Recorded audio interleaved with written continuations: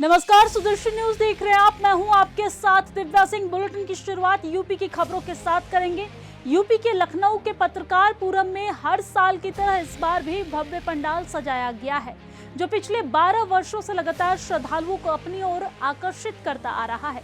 लखनऊ के झूलेलाल पंडाल के बाद दूसरा सबसे बड़ा गणपति पंडाल माना जाता है। गणेश चतुर्थी रिद्धि सिद्धि दाता के अवतारण दिवस के रूप में मनाया जाता है और बप्पा इस दिन श्रद्धालुओं की सभी मनोकामनाएं पूर्ण करते हैं। इस पंडाल में श्रद्धालुओं की भीड़ देखने को मिलती है और यहाँ आने वाले भक्त गणेश जी की पूजा अर्चना करने के लिए लंबी कतार में खड़े रहते हैं। हर साल उस पंडाल की भव्यता और सजावट में कोई न कोई नया तत्व जोड़ने की परंपरा रही है, जिससे उत्सव की धूम और भी ज्यादा बढ़ जाती है।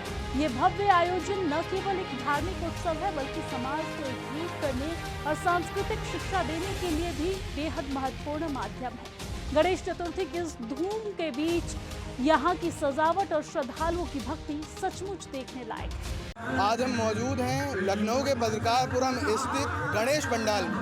गणेश चतुर्थी का आज दिन है, हर साल बड़े धूमधाम से मनाया जाता है। हमारे पीछे आप देख सकते हैं कि बाबा का कितना बड़ा दरबार यहाँ पे सजा हुआ है और श्रद्धालुओं की एक लंबी कतार यहाँ पे लगी हुई है। आपको दिखाना चाहेंगे कितनी लंबी श्रद्धालुओं की कतार लगी हुई है यहाँ पे। प्रत्येक वर्ष बड़े पैमाने में श्रद्धालु यहाँ पे आते हैं और रिद्धि सिद्धि के दाता से आशीर्वाद प्राप्त करते हैं। हमारे साथ दुबे जी जुड़े हुए हैं, जो यहाँ संचालक हैं इस पंडाल के। आइए उनसे जानते हैं कि कितने सालों से यहाँ पे गणेश चतुर्थी मनाई जा रही है और क्या महत्व है गणेश चतुर्थी का।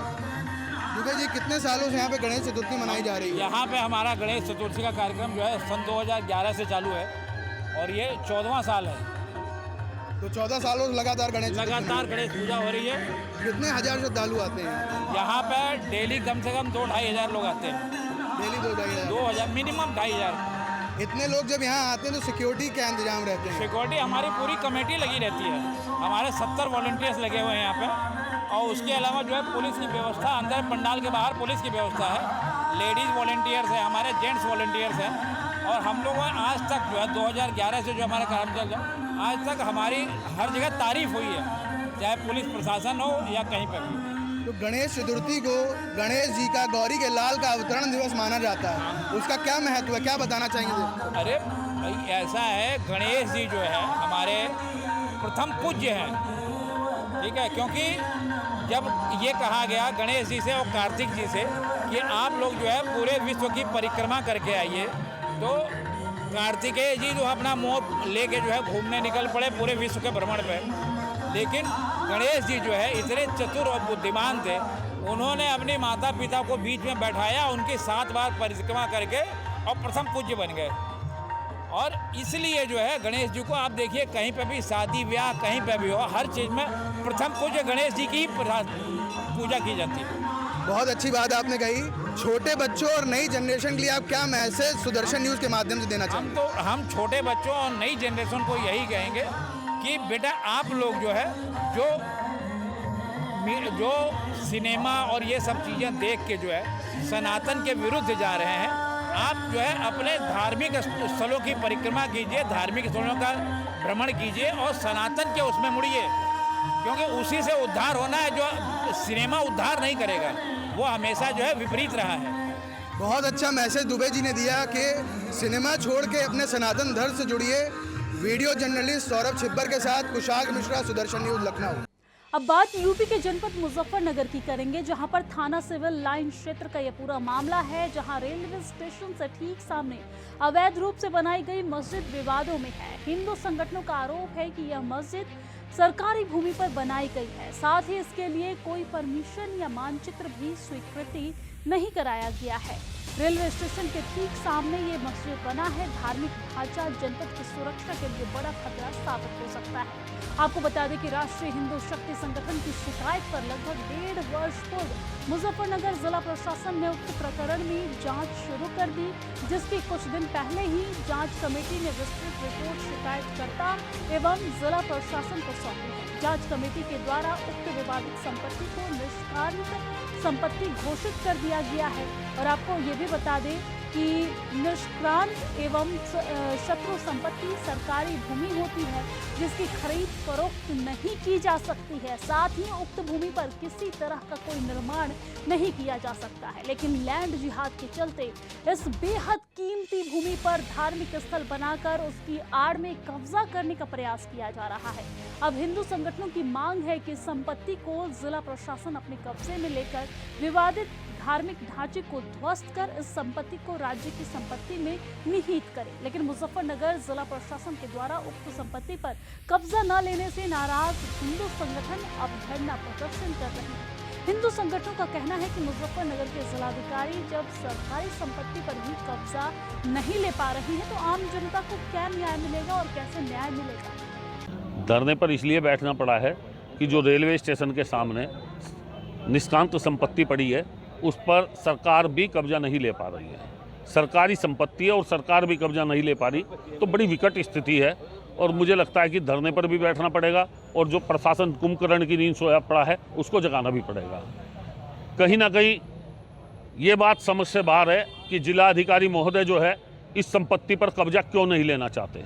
जब सरकारी संपत्ति है तो प्रशासन को क्या दिक्कत है। या तो प्रशासनिक अधिकारी जो है कहीं ना कहीं किसी दबाव में है या फिर किसी न किसी, मैं कुछ समझ नहीं पा रहा हूँ इस सब बातों को। तो इसीलिए हम लोगों को यहाँ धरना देना पड़ा है और आंदोलन भी करना पड़ेगा क्योंकि प्रशासन की कान पे जू नहीं चल रही है, वो चलानी पड़ेगी। अब बात यूपी के बिजनौर की करेंगे। यूपी के बिजनौर के थाना शरकोट के ग्राम तिपड़जोत के एक शिव मंदिर में उस वक्त हड़कंप मच गया जब मंदिर में भेष बदलकर पुजारी मुस्लिम निकला। आपको बता दें कि देखते ही देखते सैकड़ों की संख्या में हिंदू समाज के लोग इकट्ठा हुए और इसकी सूचना पुलिस प्रशासन को दी गई। मौके पर पहुंची पुलिस ने बहरूपीय मुस्लिम युवक को अपने साथ थाने ले गई। दरअसल पूरा मामला शरकोट थाना क्षेत्र के ग्राम तिपड़जोत का है जहां पर पिछले 6 महीने से एक महात्मा बनकर मुस्लिम युवक मंदिर में जा रहा था। बीती रात महात्मा ने गांव के युवक के मोबाइल से अपने किसी मुस्लिम परिचित को फोन किया। उस परिचित ने महात्मा का मोबाइल समझकर अपने पहले के साथ फोटो उस ग्रामवासियों के मोबाइल पर भेज दिया जिसमें महात्मा नमाज पढ़ते हुए नजर आया। जिसके बाद इस घटना की जानकारी लगी और इस पर अब जांच चल रही है।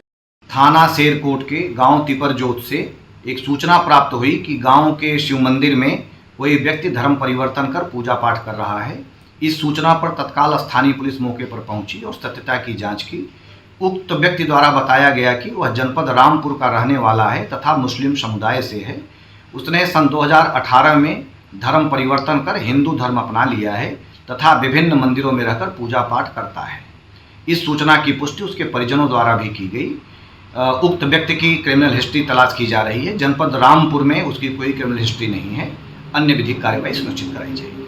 अब बात यूपी के मथुरा की करेंगे। यूपी के मथुरा में श्री कृष्ण जन्मभूमि संघर्ष न्यास द्वारा वृंदावन स्थित मिथिला कुंज में प्रेस वार्ता आयोजित की गई है जिसमें 29 सितंबर को सनातनी धर्म महायज्ञ के साथ श्री कृष्ण जन्मभूमि मुक्ति के लिए संकल्प सभा आयोजित होगी जिसमें प्रदेश के कई मंत्रियों सहित उप मुख्यमंत्री ब्रजेश पाठक मौजूद रहेंगे। सर्वप्रथम सनातन धर्म के चारों वर्णों के विशाल संख्या में उपस्थित धर्मावलंबी इसके बाद नगर भ्रमण करते हुए मथुरा में संकल्प सभा आयोजित की जाएगी। कार्यक्रम को लेकर क्या कुछ कहा है उन्होंने, आइए सुनिए। एक ही प्रयास करना चाहिए जो श्री कृष्ण जन्मभूमि बिल्कुल श्री राम जन्मभूमि की तरह होना चाहिए। जहाँ ज्ञान वापी मस्जिद है वहाँ कदापि नहीं रहना चाहिए क्योंकि सनातन धर्म की आस्था श्री कृष्ण जन्मभूमि है। जो हम लोग यही कामना चाहते हैं कि जल्दी से जल्दी भव्य और दिव्य सभी वर्णों के और सभी धर्मों की एक सूत्र में आकर सब सनातनी होकर जल्दी से जल्दी से कृष्ण जन्मभूमि बना।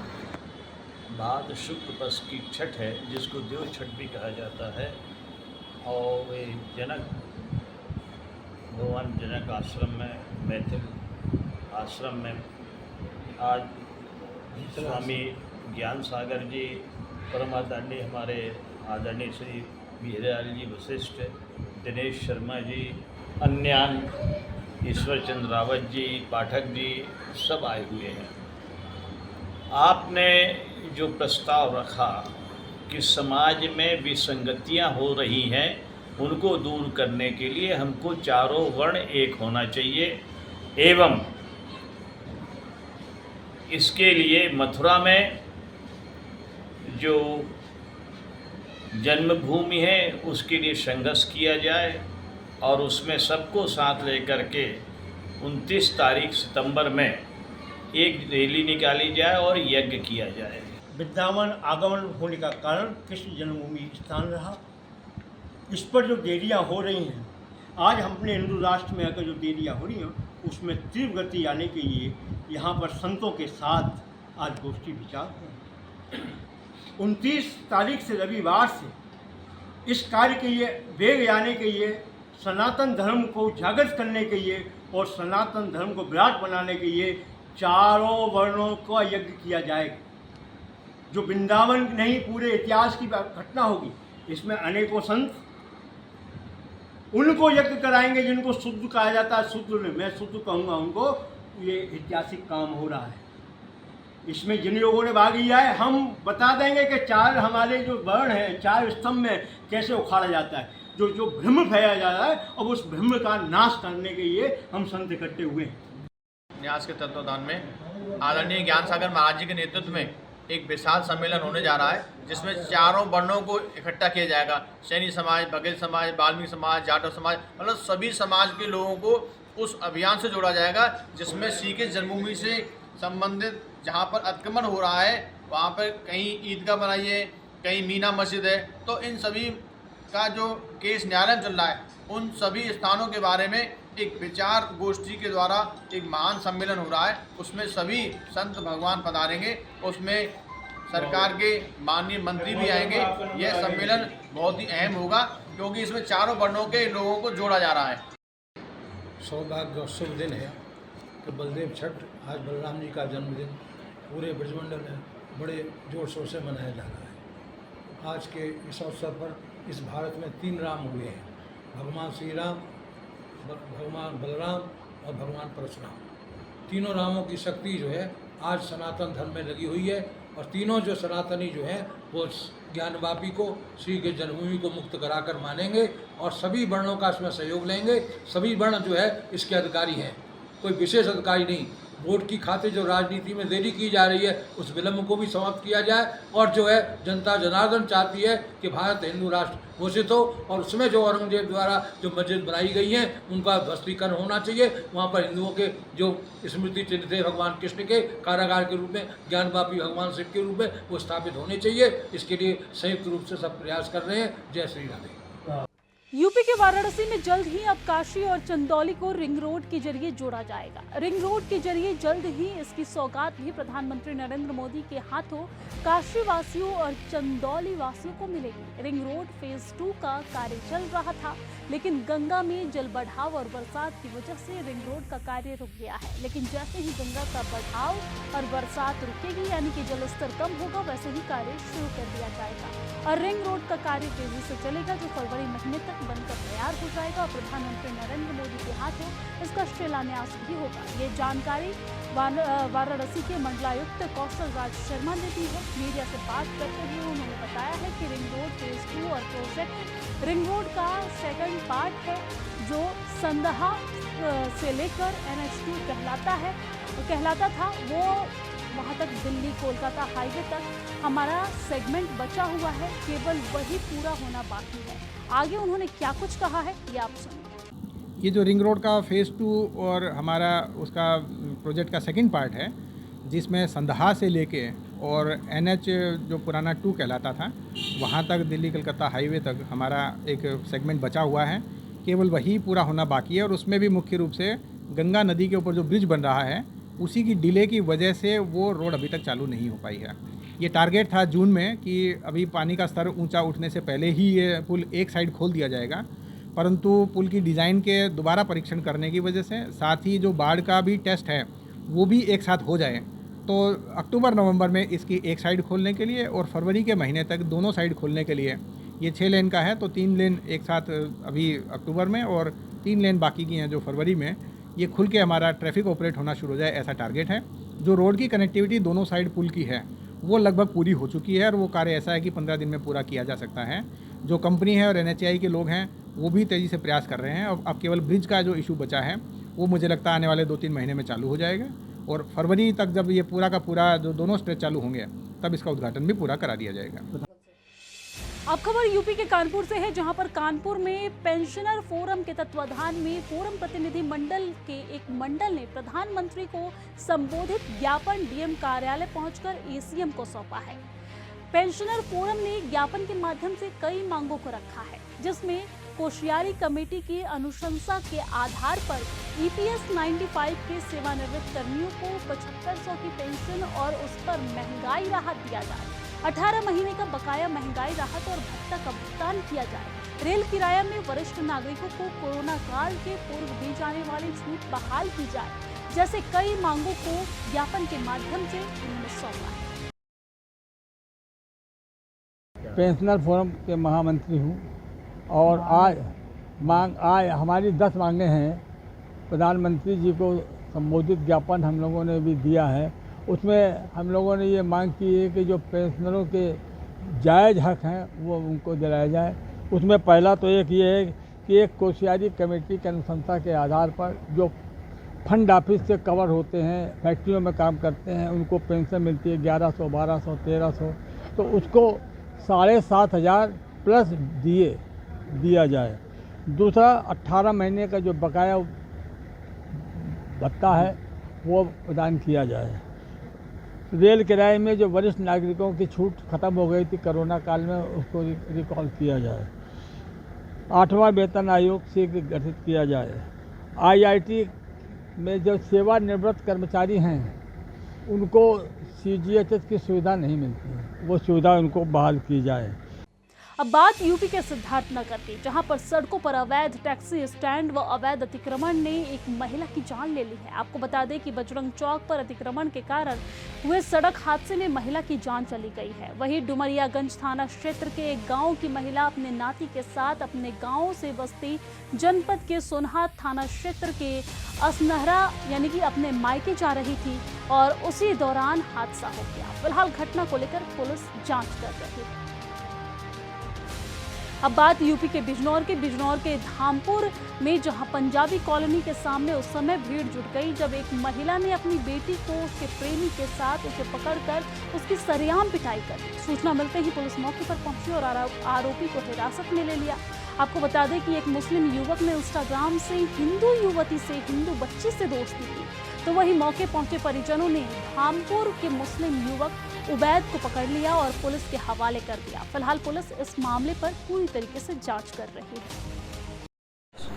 अवगत कराना है कि आज दिनांक 9/9/2024 को थाना धामपुर पर उपस्थित होकर वालिया द्वारा तहरीर दी गई, जिसमें उसने बताया कि उसकी पुत्री के साथ एक व्यक्ति बात करने की कोशिश करता है, आते जाते समय पीछा करता है तथा फोन के माध्यम से वीडियो वायरल होने की धमकी देता है। इस सूचना पर तत्काल थाना धामपुर पुलिस द्वारा अभियोग पंजीकृत किया जा रहा है। आवश्यक विधिक कार्रवाई प्रचलित है। यूपी के कुशीनगर थाना रामकोला क्षेत्र के परोरहा नहर के पास पुलिस मुठभेड़ में गोली लगने से 25,000 रुपए का इनामी 2 वांछित अभियुक्तों को पुलिस ने गिरफ्तार कर लिया है। आपको बता दें कि दोनों अभियुक्त कल रात्रि में फायरिंग कर 2 युवतियों को उठाकर ले जाने के मामले में वांछित थे। अब तक पुलिस मुठभेड़ सहित कुल 8 लोगों की गिरफ्तारी की गई है। साथ ही 2 गाड़ियां और 5 असलहा कारतूस बरामद किया गया है। फिलहाल पुलिस पूरे मामले पे आगे की कार्रवाई कर रही है। जनपद कुशीनगर में पुलिस मुठभेड़ में 25,000 रुपए के 2 इनामिया बदमाश निसार अंसारी एवं आदित्य साहनी, इनको गोली लगी है। घायल अवस्था में इनको अस्पताल में एडमिट कराया गया है। इनके पास से 32 बोर की पिस्टल, अवैध पिस्टल वो बरामद की गई है। काफी संख्या में कारतूस भी बरामद किया है। ये दोनों बदमाश कल रात्रि में जो महिलाओं को, 2 युवतियों को उठाने का केस था, जिसमें कि आज 6 लोगों को गिरफ्तार करके जेल भेजा गया है, उसमें ये सम्मिलित थे। और कल रात्रि में ये दोनों युवतियों को फायरिंग करके उठा ले गए थे रामकोला क्षेत्र से, जिसपे कि अभियान चला के युवतियों को बरामद भी किया गया था और इनके 6 साथियों को मैं असला गिरफ्तार करके आज जेल भेजा गया है। यूपी के संभल में 2.5 वर्ष का बच्चा खेलते वक्त लापता हो गया। वहीं सुबह 10 बजे घर के बाहर बच्चा खेल रहा था। आरोप है कि भीख मांगने आए महिला बिना भीख लिए ही वापस लौट गई, जिससे घर के बाहर खेल रहे बच्चे को अपने हाथ में लेकर साथ लेकर चली गई। परिजनों ने सूचना पुलिस प्रशासन को दी तो मौके पर पहुंची पुलिस जांच पड़ताल में जुट गई है। और ये जो पूरा मामला है जनपद संभल की बहजोई कोतवाली क्षेत्र के गांव अतरासी का बताया जा रहा है। आज दिनांक 9/9/24 को दोपहर में थाना बहजोई पुलिस को एक सूचना मिली कि ग्राम अतरासी का एक बालक जिसकी उम्र 2.5 वर्ष है अपने घर के बाहर खेल रहा था। जब उसकी बहन ने बाहर आकर देखा तो कुछ देर बाद वो बालक वहाँ से गायब था। बालक के पिता की तहरीरी सूचना के आधार पर थाना बहजोई में सुसंगत धाराओं में अभियोग पंजीकृत कर दिया गया है। पुलिस टीमों का गठन कर बच्चे की तलाश जारी है एवं अवैधानिक कार्यवाही प्रचलित है। अब बात गुजरात की सूरत की। गुजरात के सूरत के सैयदपुरा विस्तार में बड़ी संख्या में मुसलमान एवं हिंदू निवास करते हैं। वहीं मुसलमानों की संख्या ज्यादा है। आपको बता दें कि कुछ असामाजिक तत्वों के द्वारा देर रात को लगभग 9 और 10 बजे भगवान श्री गणेश की मूर्ति पर पत्थर फेंके जाने का मामला सामने आया है। आपको ये बता दें कि असामाजिक तत्वों द्वारा गणेश पंडाल के ऊपर पत्थरबाजी की गई, लेकिन मूर्ति पंडाल में सही सलामत एक भी खरोच नहीं लगी। वहीं इस मामले में पुलिस प्रशासन जांच कर रही है। पुलिस पूरी तरीके से अब तैनात हो गई है। मूर्ति के आसपास पुलिस की कड़ी सुरक्षा देखने को मिल रही है।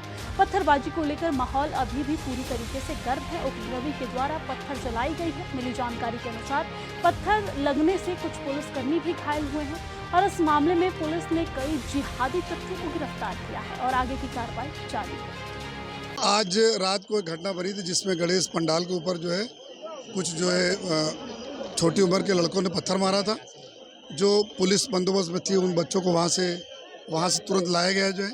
उसके बाद जो लोगों की रजवात करने के लिए भीड़ इकट्ठा हुई, उस समय दरमियान जो है मामला बिचका जो है और आमने सामने से पत्थर मारा चालू हुआ, जिसमें पुलिस के अधिकारी जवानों को भी इंजरी हुई। उसके बाद पुलिस ने जो बल प्रयोग करना था, टीयर गैस छोड़ना था, लाठीचार्ज किया गया और अभी पूरे एरिया में जो अलग अलग जगह से टीमें बुला के डिप्लॉय किया गया और हमारी कॉम्बिंग ऑपरेशन चालू है जो है। और उसमें हम लोगों ने बहुत सारे आरोपियों को पकड़ा है। हमारे पास CCTV का फुटेज है और हमारे पास जो वीडियो कैमराज बहुत सारे हैं। बहुत सारे अधिकारियों और मीडिया के मित्रों के भी तरफ से भी हमें जो वीडियोस मिल रहे हैं उनके हिसाब से हमारी जो सही आरोपी है उनको हम लोग पकड़ के और उनको बराबर कड़क से कड़क सजा हो, इस तरह से जो पूरी पुलिस जो है सूरत शहर पुलिस कामगिरी कर रही है। अब बात बिहार की। बिहार पुलिस द्वारा अपराध नियंत्रण के लिए मुफस्सिल थाना क्षेत्र के डायल 112 गश्ती के दौरान अज्ञात अपराधियों ने घटना को अंजाम दिया, जिसके बाद रात्रि में ही मुफस्सिल थाना और अनुमंडल पुलिस पदाधिकारी वजीरगंज को सूचना मिली कि गेरे ओवर ब्रिज के नीचे डायल 112 की मोटरसाइकिल टीम पर कुछ अपराधियों के द्वारा हमला किया गया है। सूचना मिलते ही वरीय पुलिस अधीक्षक वहां गए और साथ ही साथ अपर पुलिस अधीक्षक गया तकनीकी शाखा के पुलिस पदाधिकारी एवं अन्य कर्मी पुलिस पदाधिकारी को घटनास्थल पर भेजा गया। घटना का निरीक्षण करते हुए अपराधियों को भगाने की दिशा का पता चला तो उस पर पीछा करते हुए पूरे मामले की कार्रवाई इस वक्त जारी है। बिहार पुलिस तुरंत सेवा देने के लिए डायल 112 लॉन्च करती है और डायल 112 के तहत कई ऐसे जो कि रिस्क में होते हैं, कहीं ना कहीं अपने आप को डरे हुए महसूस करते हैं, तो डायल 112 करते हैं और पुलिस तुरंत उनके पास पहुंचकर उनकी सुरक्षा प्रदान करती है। लेकिन डायल 112 के पुलिस के साथ एक ऐसा हादसा हुआ जो कि अपराधियों को हौसले को बुलंद करने वाली थी। लेकिन वहीं अगर हम बात करें बिहार के गया की, तो गया में गेरे के पुल के पास मुफस्सिल थाना अंतर्गत वो इलाका, उस इलाके में पेट्रोलिंग कर रही 112 की बाइक, उसके अपराधी कर्मी आते हैं और उसके साथ उसकी छिनताई करते हैं, उसके बाइक को लेकर फरार हो जाते हैं। हालांकि गया के SSP आशीष भारती की टीम सक्रिय रहती है और उस अपराधी कर्मी को 4 अपराधी थे, उन अपराधियों को गिरफ्तार भी कर लेती है। हालांकि 112 पर जो पुलिस तैनात है उस पुलिस की पिस्टल भी लेकर फरार हो जाते हैं। पिस्टल अभी तक तो गया पुलिस की टीम नहीं ढूंढ पाई है, लेकिन बाइक को अपने हाथ में ले लिया है। वही प्रेस कॉन्फ्रेंस करते हुए आशीष भारती ने बताया कि जहां पे घटना कारित की गई थी, घटना कारित की जगह से 50 से 100 मीटर की दूरी पर उस 112 बाइक को जब्त कर लिया गया है। हालांकि जो अभी पिस्टल जो गायब हुआ था वो पिस्टल अभी तक नहीं मिल पाया है और इस पिस्टल को ढूंढने के लिए आशीष भारती की टीम काफी सक्रिय है और जल्द ही ढूंढ लिया जाएगा, ऐसा उन्होंने भरोसा जताया है और अपने पुलिस के ऊपर आत्मविश्वास दिखाते हुए ये बात कही है। आखिर ऐसे में सवाल बनता है कि 112 जो पुलिस है उसके साथ इस तरह की दहशतगर्दी आखिर क्यों? ऐसे अपराधियों के खिलाफ क्या कार्रवाई करेंगे आशीष भारती, ये देखना काफी अहम रहेगा। वीडियो जर्नलिस्ट राजू के साथ प्रेम भारद्वाज, नेशनल न्यूज, गया, बिहार। अब बात मध्य प्रदेश के धार की। मध्य प्रदेश के धार जिले के सरदारपुर में पुलिस जब आरोपी को न्यायालय में पेश करने कोर्ट ले जा रहा था, उसी दौरान एक आरोपी पुलिस गिरफ्त से फरार हो गया और उसके बाद पुलिस महकमे में हड़कंप मच गया। आपको बता दें कि झाबुआ जिले के काली देवी थाने की पुलिस चोरी के आरोपी को धार के सरदारपुर न्यायालय में पेश करने के लिए लाई। आरोपी पर सरदारपुर थाने में भी चोरी का मामला दर्ज था, लेकिन इससे पहले ही वो पुलिस गिरफ्त से फरार हो गया, जिसके बाद सरदारपुर थाना पुलिस व दसई चौकी आरक्षक सहित अन्य पुलिसकर्मी लगभग 2 घंटे की कड़ी मशक्कत के बाद एक खेत से आरोपी को पकड़ा गया और फिर उसे न्यायालय में पेश किया गया। मध्य प्रदेश के टीकमगढ़ मुख्यालय से लगभग 40 किलोमीटर दूर थाना बुरेडिया अंतर्गत नन्ही टेहरी लुड़िया खेरा में 19 वर्षीय युवक लखन रैकवार का शव आज सुबह संदिग्ध परिस्थितियों में खेत में मिला है। युवक का संदिग्ध परिस्थितियों में शव मिलने से गांव में सनसनी फैल गई है, जहां लोगों द्वारा तरह तरह की चर्चाएं की जा रही है। वहीं युवक के परिजनों द्वारा पड़ोस में ही खेती करने वाले कृषक पर हत्या करने का संदेह भी जताया गया है। फिलहाल पुलिस द्वारा घटना को गंभीरता से लेते हुए जाँच जारी है। और इस बुलेटिन में फिलहाल के लिए इतना ही। देश और दुनिया की तमाम खबरों के लिए आप देखते रहिए सुदर्शन न्यूज। जय हिंद।